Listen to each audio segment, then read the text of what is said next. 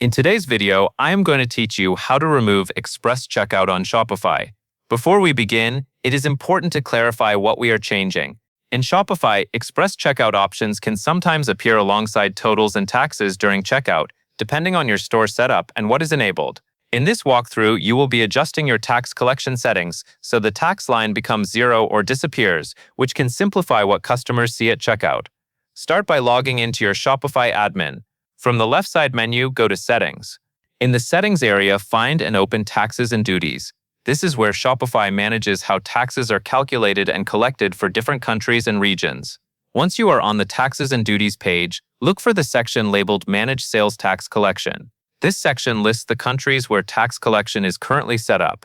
Click on the country you sell in, such as the United States, to open the detailed tax regions underneath it. Now you will see your active regions, such as states or provinces, depending on the country. Next to each region, there is a three-dot menu shown as 3 periods. Click that three-dot menu for the region you want to change, and then select Deactivate Tax Collection. After you deactivate tax collection for that region, Shopify will no longer calculate or apply sales tax there. As a result, the tax line in checkout will either show as $0 or it may disappear entirely, depending on your theme and checkout display. Continue through the list and repeat the same action for every region that is still active. Take your time here because it is easy to miss one if you have many regions enabled. A helpful tip is to scan the list after each change and confirm that the region no longer shows as collecting tax.